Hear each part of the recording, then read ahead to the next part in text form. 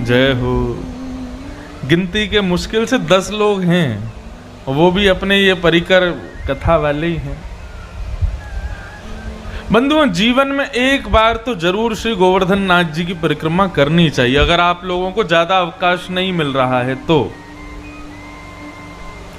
जरूर आइए वृंदावन, जरूर आइए श्री ब्रज में और गिरिराज जी की परिक्रमा जरूर करो। कलिकाल में प्रत्यक्ष ठाकुर जी यदि कोई हैं तो वो श्री गोवर्धन नाथ हैं। उनका दर्शन, उनका स्पर्श, उनकी परिक्रमा ये सौभाग्य से प्राप्त होती है।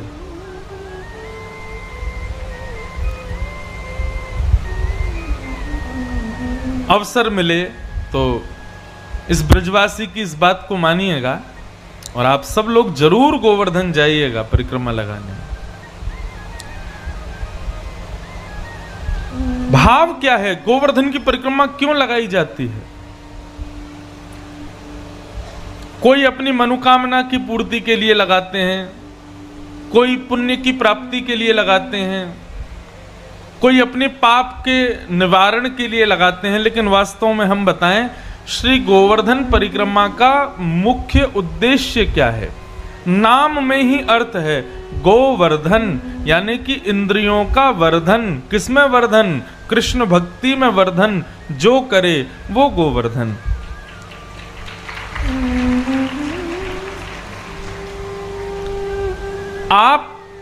आपका भगवान के दर्शन करने में बड़ी रुचि है, आपको मंदिरों में ले जाओ, आपको बिल्कुल कोई दिक्कत नहीं होती। जगन्नाथपुरी ले जाओ, बद्रीनाथ ले जाओ, द्वारिका ले जाओ, कहीं भी ले जाओ, दर्शन कितना भी करा लो। लेकिन कई लोग ऐसे होते हैं, दर्शन तो बहुत अच्छा करते हैं, लेकिन उनको कथा में ले आओ, कथा में उनका मन नहीं लगता। कथा में आते क्या होता है? नींद आने लगेगी, भोजन की इच्छा होने लगेगी, चाय की इच्छा होने लगेगी, वो किसी ना किसी काम से उठ के उनको जाने का मन करता है। तो मतलब नेत्र तो भक्ति करते हैं लेकिन कान भक्ति नहीं करते। इस प्रकार हमारी शरीर की कोई भी इंद्रिय यदि कृष्ण भक्ति से वंचित रहती है, उस इंद्रिय की चिकित्सा के लिए श्री गोवर्धन की परिक्रमा लगाओ। तो गिरिराज जी की परिक्रमा से प्रभाव यह होता है कि जिस इंद्रिय से आप भक्ति नहीं कर पा रहे हो, आप देखेंगे कि वही इंद्रिय फिर भक्ति करने लग जाएगी। यह गोवर्धन परिक्रमा का मूल उद्देश्य है।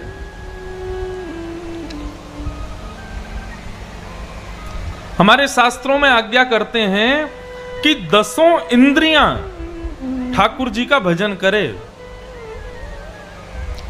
आंखों से दर्शन करो, कानों से श्रवण करो, मुख से गाओ, त्वचा से ठाकुर जी के तीर्थ धाम का अनुभव करो, हाथों से सेवा करो, पैर से प्रदक्षिणा करो। प्रत्येक इंद्रिय ठाकुर जी की सेवा में लगाओ।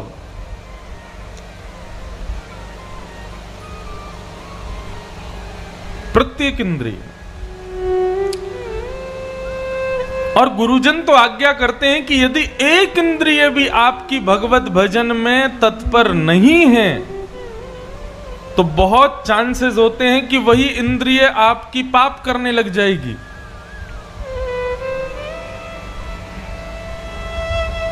समझ में आ रही है बात? आंखें तो ठाकुर जी को देखना चाहती हैं, लेकिन कान से कथा सुनने में अगर आपको रुचि नहीं है तो पाप कान से ही प्रवेश करेगा भीतर। कथा सुनने में तो बड़ी रुचि है, लेकिन कीर्तन करने में शर्म आती है। मुख से कुछ गाने में, ठाकुर जी का कीर्तन करने में, श्लोक गाने में, भजन करने में आपको संकोच लगता है, तो पाप मुख से ही प्रवेश कर जाएगा। जिस इंद्रिय से ठाकुर जी को नहीं भजोगे, वही इंद्रिय पाप की भागिनी बन जाएगी। प्रत्येक इंद्रिय ठाकुर जी में लगाओ, और उन प्रत्येक इंद्रियों को ठाकुर जी की सेवा में यदि कोई लगवाते हैं तो वो है श्री गोवर्धन नाथ। वास्तव में ठाकुर जी ने 7 दिन 7 रात्रि पर्यंत गिरिराज जी कोई पर्वत धारण किया, ये तो एक सामान्य बात है, लेकिन इसका मूल्य उद्देश्य क्या है?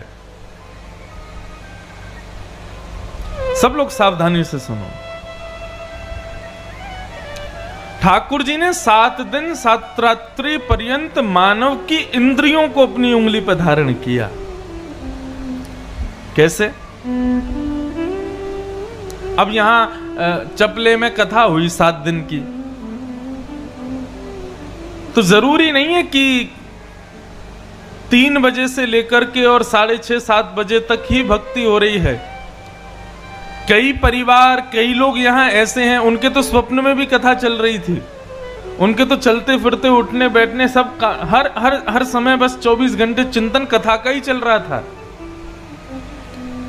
कितने ऐसे यहां लोग होंगे जिनको और कुछ भा ही नहीं रहा होगा। अब कल कथा पूरी हो जाएगी, उसके बाद भी ना जाने कितने दिन तक खुमारी चढ़ी रहेगी कथा की।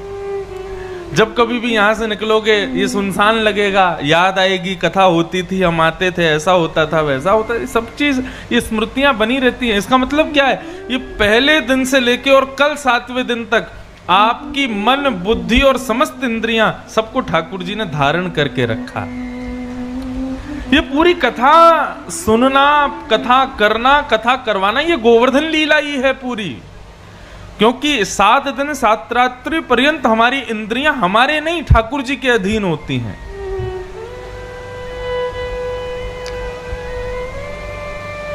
गोवर्धन ठाकुर जी ने उसको धारण किया। बात ये थी भैया कि 56 भोग लगाए गए। अब उसी 56 भोग को पाने के लिए 4 भुजा धारण करके ठाकुर जी प्रकट हो गए। लाओ ब्रजवासियों भोग, लाओ ब्रजवासियों भोग, लाओ ब्रजवासियों भोग। सबसे मांग मांग करके भोग पाने लगे ठाकुर जी। सब ब्रजवासी अपने घर की सामग्री लेकर के जाएं, अपने हाथ से ठाकुर जी को खिलावें। सब ब्रजवासी इतने प्रसन्न हो गए, बोले वारे कन्हैया तेने इतना बढ़िया किया। वाह, इंद्र की पूजा करते करते हम तो वृद्ध है गए, आज तक कभी इंद्र के दर्शन नहीं हुए, लेकिन तेरी कृपा से आज पहली बार ठाकुर जी के दर्शन हो गए। एक ब्रजवासी बोलो, लाला एक बात बता। ठाकुर जी बोले कहा भय हो? बोले ये बता, ये गोवर्धन नाथ जो प्रकट भय, इनको चेहरा तोते बहुत मिले, तेरो और इनको चेहरा बिल्कुल एक जैसा लग रहा है, ऐसा क्यों? कोई और थोड़े ही थे, ठाकुर जी ही थे वो। ब्रजवासी बोले लाला तेरा और इनको चेहरा मिल क्यों रहा है ज्यादा? तो ठाकुर जी सहज में बोले कि वो कहा है मैं अपनी गैया चरावे आऊं ना, तो जा गैया को दूध मैं पीऊं, वही गैया को दूध ये गोवर्धन नाथ पी में, या हमारे हम दोनों उनको चेहरा एक जैसो है। वो लाला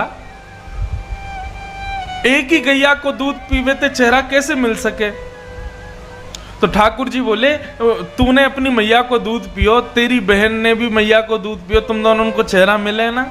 बोले हाँ लाला मिले तो है। बोले ऐसे ही मेरा और ठाकुर जी को मिले, क्योंकि हमने एक ही गैया को दूध पियो है। मधुमंगल नाम को ठाकुर जी को जो सखा होगा वो बोलो, लाला तू बात तो बहुत बनावे, लेकिन एक बात बता, यदि एक ही गैया को दूध पीवे थे तेरो और ठाकुर जी को चेहरा मिल गो, तो तेरो और बछड़ा को चेहरा क्यों ना मिलो? वो बछड़ा भी तो गैया को दूध पीवे। ब्रजवासी बड़े सहज हैं। बंधुओं एक बात कहें, हम लोग भक्ति क्यों करते हैं? भक्ति का मुख्य उद्देश्य क्या है हमारी? यदि अपने जीवन के साफल्य हैं, अपनी जीवन की सुखदताएं हैं, अपनी जीवन की उज्जवलताएं हैं, तो आप गलत कर रहे हो। भक्ति हम क्यों करते हैं? ताकि ठाकुर जी के योग्य बन जाएं।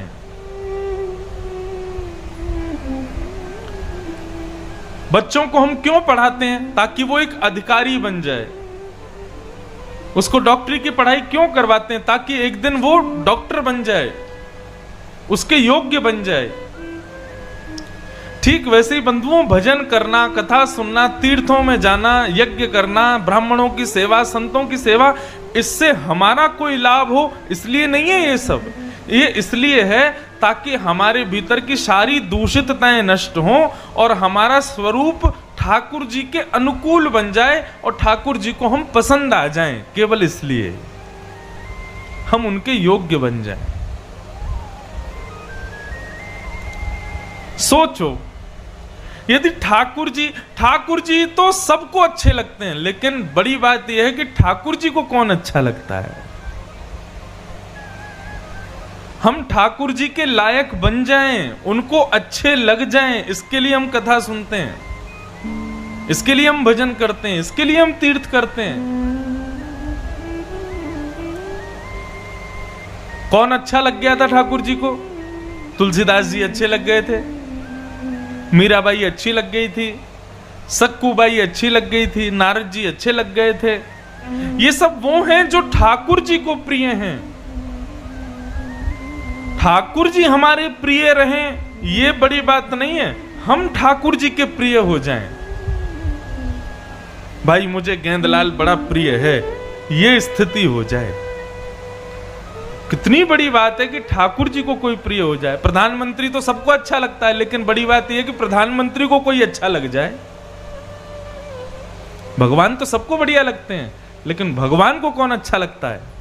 श्री हनुमान जी महाराज अच्छे लगते हैं, विभीषण जी अच्छे लगते हैं, सुग्रीव अच्छे लगता है, भक्त अच्छे लगते हैं। तो हम भी उनको अच्छे लग जाएं, इसके लिए हम भक्ति करते हैं। और ठाकुर जी को अच्छे लग जाएं, इससे जिसको मतलब नहीं है और वो भक्ति करता है, तो ऐसे व्यक्ति की भक्ति केवल मेहनत के समान है। नारद जी आ गए, नारद जी ने जैसे ही देखा 56 भोग लगाए जा रहे हैं, तो 2-4 सामग्री उसमें से उठा करके ले गए और इंद्र के पास पहुंचे। इंद्र से जाकर के बोले, इंद्र हाथ आगे करो। इंद्र ने हाथ आगे किया तो नारद जी ने कहा, लो मोहन थार खाओ। इंद्र ने मोहन थार खाई। बोले बढ़िया, बहुत बढ़िया स्वाद है, कहां से लाए हो? नारद जी बोले बढ़िया लग रही है। बोले बहुत बढ़िया लग रही है। बोले लो पेड़ा खाओ। पेड़ा खाया। बोले बड़ा स्वाद आ रहा है महाराज, लाए कहां से? बोले अच्छा लग रहा है ना तुमको? बोले हाँ बहुत बढ़िया लग रहा है। बोले लो गुलाब जामुन खाओ। दुनिया भर की मिठाइयां खवाई। अंत में जाकर के बताने लगे, बोले कि ये सब मिठाइयां इसलिए खिला रहे हैं क्योंकि ब्रजवासियों ने तुम्हारी पूजा बंद कर दी है। अब तुम्हारी जगह उस बाल कृष्ण की ही पूजा प्रारंभ कर दी है, तो उसी की मिठाइयां बट रही थी, तो मैंने सोचा तुमको भी खिला दूं। इंद्र को आया क्रोध। बोले ब्रजवासियों ने मेरी सेवा बंद कर दी, मेरी पूजा बंद कर दी। इन ब्रजवासियों को मेरे कोप का अभी पता नहीं है। सांबर तक मेघमालाओं को आज्ञा की इंद्र ने और कहा, जाओ जाकर के ब्रजमंडल पर इतनी वर्षा करो कि पूरा ब्रजमंडल डूब जाए। शास्त्रों में आज्ञा करते हैं कि सांबर तक मेघमालाएं तब आती हैं जब प्रलय आने वाला होता है। बोले कैसी सांबर तक मेघमालाएं होती? मेघमाला मतलब बादलों की श्रृंखला। कैसी होती हैं? बोले इतनी काली होती हैं, इतनी भयावह होती हैं, ऐसी कड़क होती है उनकी, ऐसी बिजली चमकती है उनमें से कि आधे से ज्यादा वृद्ध लोग तो केवल उसकी बिजली की कड़कड़ाहट सुनकर के अपने प्राण त्याग देते हैं। ऐसी होती है सांबर तक मेघमाला। और जब वो सांबर तक मेघमाला बरसता है, तब उसकी एक बूंद कितनी बड़ी होती है? बोले हाथी के सूंड के समान एक बूंद होती है।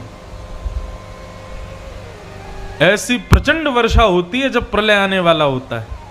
और उस प्रलयकालीन समय की वर्षा ऋतु को इंद्र ने अभी भेज दिया। बोले जाओ जाकर के वृंदावन पर, ब्रजमंडल पर बरस जाओ। हमारे आपकी तरह वर्षा नहीं हुई थी वृंदावन में। सांबर तक मेघ आए थे। जैसे ही उन सांबर तक मेघों ने गड़गड़ गड़ करके गर्जना शुरू किया, बादल में आकाश में गर्जना होने लगी, कड़ाके से बिजलियां गिरने लगी। ब्रजवासी त्राहिमाम करके दौड़ने लगे। बोले हम तो पहले ही मना कर रहे थे कि भैया इंद्र की पूजा बंद मत करो, ये छोटे से बालक की बात में आके गोवर्धन को मत पूजो। इंद्र नाराज हो गया, उसी का परिणाम दिखाई दे रहा है। ठाकुर जी को सबसे ज्यादा पीड़ा कब होती है? जब उनके भक्त को ठाकुर जी की भक्ति पर अविश्वास होता है।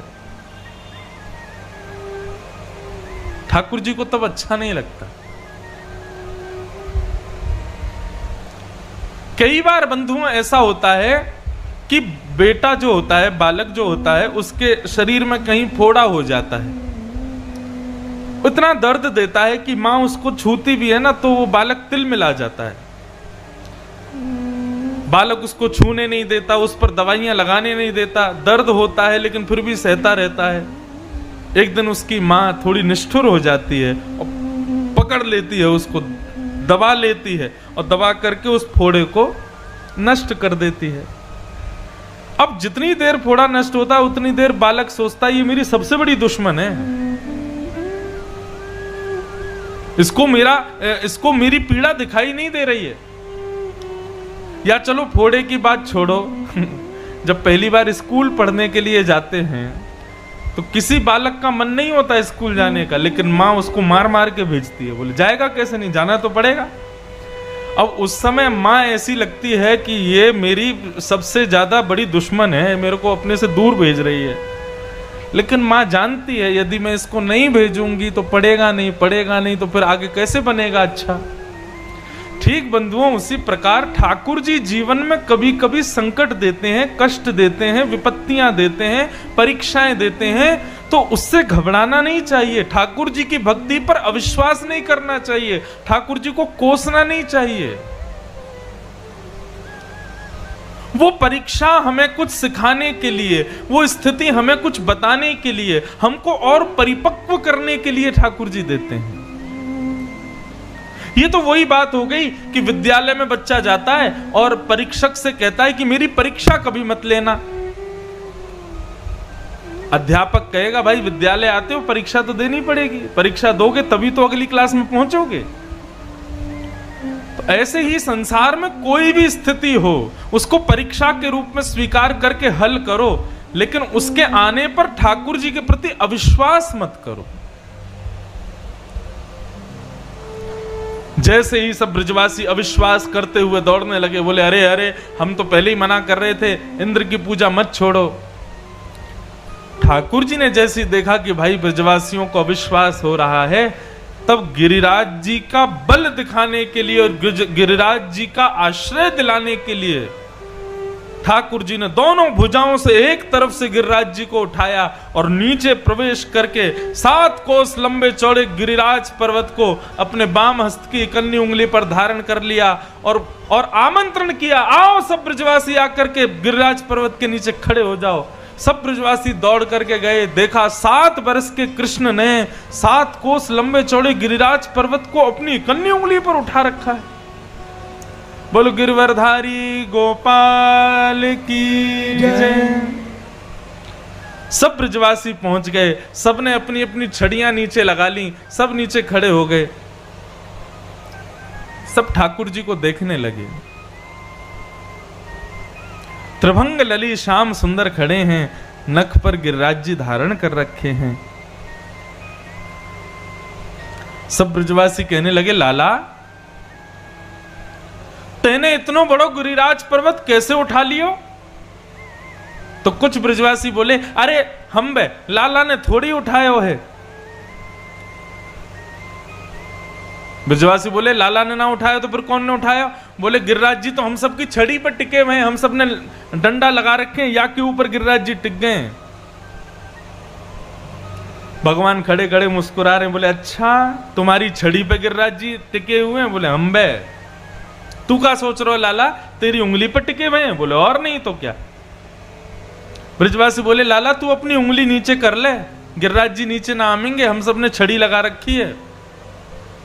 ठाकुर जी बोले तुम्हारी छड़ी पर टिक जाएंगे गिरिराज जी? बोले टिके ही हुए हैं, उसमें टिकेंगे क्या, तू अपनी उंगली हटा ले। जैसे ही ठाकुर जी ने अपनी उंगली जरा सी नीचे की, इतने में ही चट चट करके सबके डंडे टूटने लगे, लठ टूटने लगे, गिरिराज जी हिलने लगे, नीचे आने लगे। सब ब्रजवासी बोले संभाल संभाल संभाल लाला। ठाकुर जी ने फिर से उंगली लगाई और गिरिराज जी फिर से टिक गए।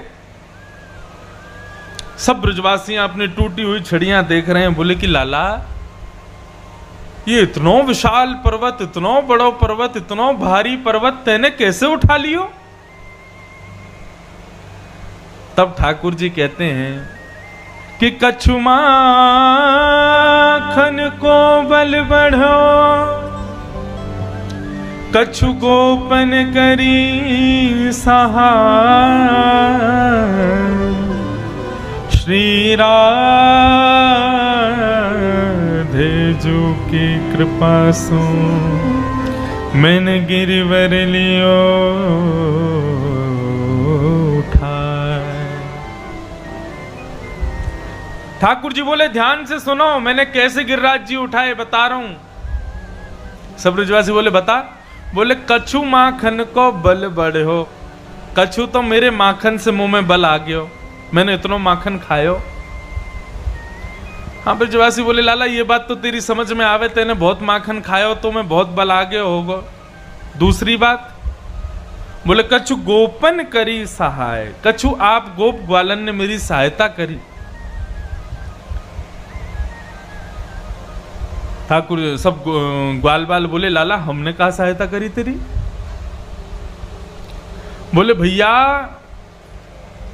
जब गिरिराज पर्वत में उठा रहे हो तो आप सब लोग टकटकी लगा करके मेरी ओर देख रहे, सब लोग मोई को निहार रहे, तो आप सबन के नेत्रन से सबकी शक्ति निकल करके मेरी उंगली में आ गई और मैंने गिरिराज जी उठा लिए। इतने सारे ब्रजवासी मोह को देख रहे थे तो सबकी शक्ति आ गई मेरे भीतर और मैंने गिरिराज जी उठा लिए। ब्रजवासी सब मुस्कुराने लगे, बोले हम बे लाला अब तो चली, हम सब लोगन में कमजोरी क्यों आ रही है, हम सब लोगन को इतनी घबराहट सी क्यों है रही है, इतनी कमजोरी को अनुभव क्यों है रोए। अब तो चली लाला, तेने हमारी शक्ति चुरा ली है। यही बात,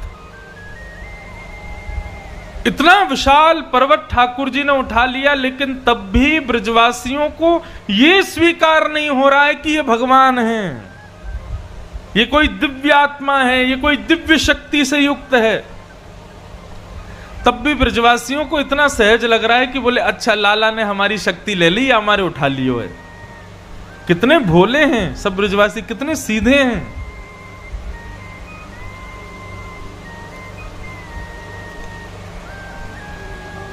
श्री राधे जो की कृपा सो, मैंने गिरवर लियो उठाए। श्री राधा रानी की कृपा है गई मुंह पे और मैंने श्री गिरिराज जी उठा लिए। गोस्वामी जी कहते हैं निर्मल मन जन सो मोहि पावा, मोहे कपट छल छिद्र न भावा। ठाकुर जी की प्राप्ति के कुछ लक्षण बताए, मानव में ये लक्षण होंगे तो ठाकुर जी उसको मिल जाएंगे। और क्या लक्षण होने चाहिए? बोले सबसे पहला तो निर्मल मन, मलिन मन नहीं होना चाहिए। कपट, छल, छिद्र, राग, द्वेष, अभिनिवेश, अहंता, ममता, इन सब से बचा हुआ होना चाहिए, तभी ठाकुर जी उसको प्राप्त होते हैं। लेकिन बंधुओं, इतना सब कुछ जानने के बाद भी हम लोग अपना मन निर्मल नहीं कर पाते। हम छल से नहीं बच पाते, हम कपट से नहीं बच पाते, हम राग, द्वेष, लोभ आदियों से बच नहीं पाते। हम जानते हैं लोभ करना गलत बात है, क्रोध करना गलत बात है, मोह करना गलत बात है, किसी पर ईर्ष्या करना गलत बात है, हम सब जानते हैं, लेकिन हम फिर चाह कर के भी उससे बच नहीं पाते, इसीलिए ठाकुर जी के योग्य बन नहीं पाते। व्यक्ति निर्मल हो जाए, सहज हो जाए, सरल हो जाए, तो समझ लो ठाकुर जी निश्चित ही बहुत शीघ्र उसको प्राप्त होने वाले हैं। और एक बात मैं स्पष्ट कर दूं, कोई जगह हो तो वहां लिख लीजिएगा, जो लोग बहुत चतुर बनने का प्रयास करते हैं ना, वो संसार के लिए अच्छे हो सकते हैं, लेकिन ठाकुर जी को कभी पसंद नहीं आते। जिनके अंदर ज्यादा चतुराई होती है, जो ज्यादा बुद्धि का प्रयोग करते हैं, जो ज्यादा बुद्धि से ही रहते हैं, ऐसे लोग संसार को भा सकते हैं, लेकिन ठाकुर जी को नहीं भाएंगे। चतुर शिरोमणि ठाकुर जी को नहीं प्रिय लगते। ठाकुर जी को तो सहज, सरल, सीधे साधे, भोले, ये ठाकुर जी को ज्यादा प्रिय। एक कथा में ब्रज की सुनाया करता हूं कभी कभी, और ज्यादा नहीं, कुछ साल पुरानी सत्य घटना है हमारे वृंदावन की। वृंदावन में एक महाराज जी रहते थे। उन महाराज जी की गौशाला थी।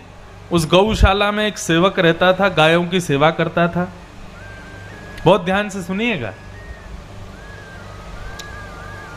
तो वो महाराज जी शाम के समय बैठ करके और समस्त सेवकों को कथा सुनाया करते थे।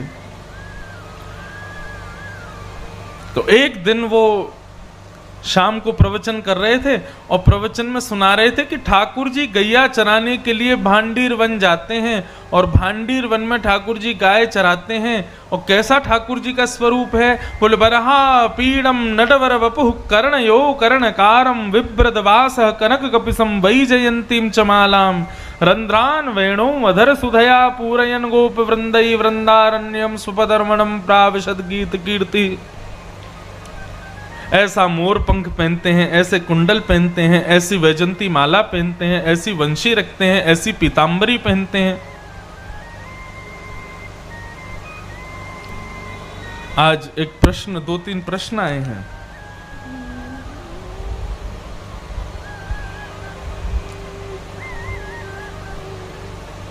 सुयोग शर्मा जी रायगढ़ से, महाभारत ग्रंथ घर पर रखना चाहिए कि नहीं, क्योंकि घर के लोग कई अपशगुन मानते हैं। ये प्रश्न पहले भी कई बार मेरे पास आया है और मैंने इसका उत्तर दिया है कि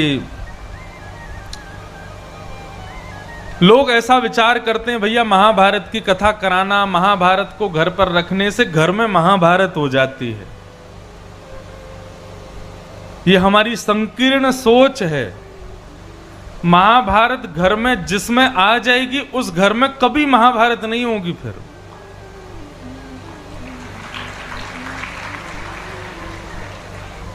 अब होता क्या है, हम लोगों को ज्ञान तो ज्यादा है नहीं।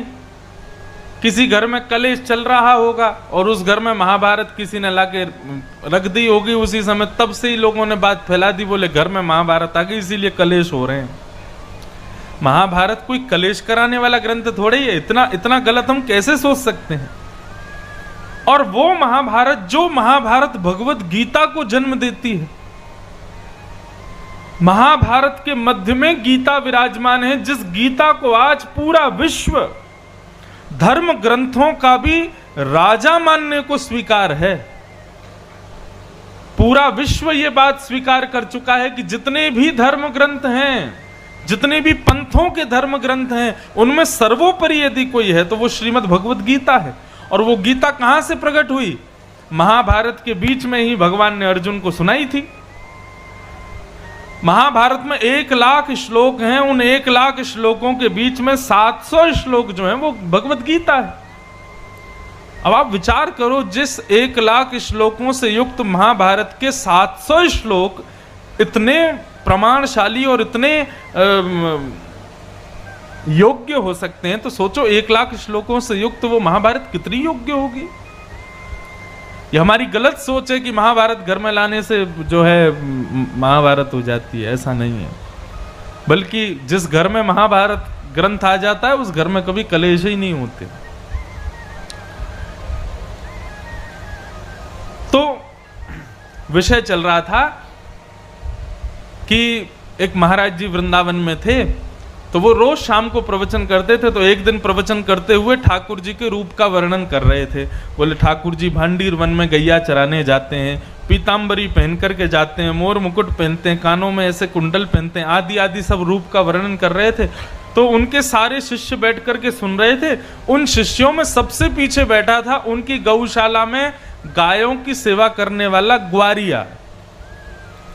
और वो ग्वारिया इतना सीधा था, इतना भोला था कि सब लोग उसको प्यार से भोंदू बुलाते थे। क्या बुलाते थे? भोंदू किसको कहते हैं? जो बहुत भोला होता है उसको भोंदू कहा जाता है। तो गुरुदेव तो प्रवचन करते थे, लेकिन भोंदू जो था ना, उसको ऐसा लगता था कि गुरुजी कोई 2-3 हजार साल पुरानी कथा नहीं सुना रहे हैं, शायद रोज ऐसी लीला होती है वृंदावन में, और गुरुजी हमारे उसी को सुना रहे हैं। आज जब गुरुजी ने बताया कि भांडीर वन में ठाकुर जी गैया चराने के लिए जाते हैं, भोंदू ने जैसे ही सुना, सुन करके भोंदू को लगा मैं भी तो भांडीर वन जाता हूं गैया चराने। अरे उसी भांडीर वन में मैं भी गैया चराने जाता हूं, और गुरुजी बता रहे हैं उसी भांडीर वन में ठाकुर जी गैया चराते हैं, लेकिन मुझको तो कभी दिखे नहीं। शायद मैंने कभी ध्यान नहीं दिया होगा। अब गुरुजी ने बता दिया, अब कल से भांडीर वन जाऊंगा तो वहां खोजूंगा, ठाकुर जी भी आते हैं, गुरुजी बता रहे हैं। उसका इतना विश्वास गुरुजी की बात पर कि उसको लगा कि ठाकुर जी आज भी आते हैं भांडीर वन। अगले दिन गैया चराने के लिए भांडीर वन गया, तो भांडीर वन में गैया सब घूमने लगी, और वो यत्र तत्र सर्वत्र वृक्षों के नीचे, सघन कुंजों में, जंगलों में जाके ठाकुर जी को खोजने लगा। गुरुजी हमारे झूठ नहीं बोलते, गुरुजी सही बोल रहे हैं, यहीं पर गैया चराने आते हैं ठाकुर जी। अरे मैं ही अभागा हूं, मैं ही ठाकुर जी को नहीं देख पा रहा, लेकिन ठाकुर जी यहीं कहीं होंगे। अब उसका इतना भोलापन, इतना सीधापन, वो सब जगह ढूंढ रहा था ठाकुर जी को, तो ठाकुर जी से रुका नहीं गया।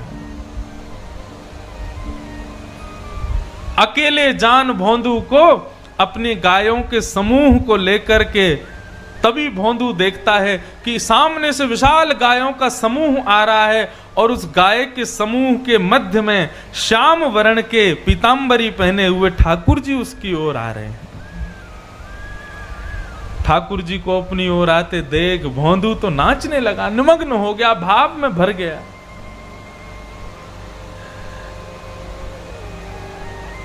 कटाक्ष नेत्र ठाकुर जी के, सुंदर कपोल, मधुर मुस्कान, घुंघराले केश, मोर मुकुट सिर पर, पीतांबरी पहने हुए, चंदन की सुगंधी महकते हुए ठाकुर जी गैया चराते हुए आ रहे हैं। भोंदू ने जैसे ही उसको देखा निमग्न हो गया।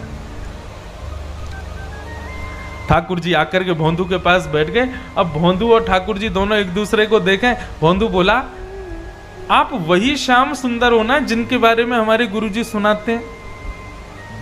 ठाकुर जी बोले, हाँ हम वही श्याम सुंदर हैं। बोले, अच्छा।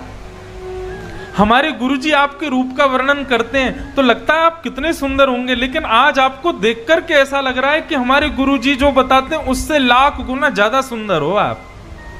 बड़े प्यारे हो ठाकुर जी। ठाकुर जी बोले, अब केवल बात ही बनाते रहोगे, कुछ खिलाओगे पिलाओगे भी हमको? भोंदू बोला, आप मेरे यहाँ मेरे हाथ का खाओगे? बोले, हाँ हाँ हम खाएंगे, तुम खिलाओ। तो भोंदू पोटली में बांध के 2-4 रोटी ले गया था, ठाकुर जी के सामने प्रस्तुत कर दी। ठाकुर जी ने प्रेम से पाया। अब सारी रोटी भोंदू की खा गए, और फिर भोंदू से बोले, और खिलाओ। भोंदू बोला, ये मैं तो 2 ही रोटी लाया था, इससे ज्यादा मैं खाता नहीं हूं। ठाकुर जी बोले, कल से और रोटी लाना, हमको भूख लगती है। और ठाकुर जी अपनी गैया लेके चले गए, भोंदू अपनी गैया लेके चला गया। भोंदू को लगा ठाकुर जी ऐसे ही आते हैं, सबसे मिलते हैं, वो तो मेरा ही दुर्भाग्य था जो इतने साल बाद मुझको मिले हैं।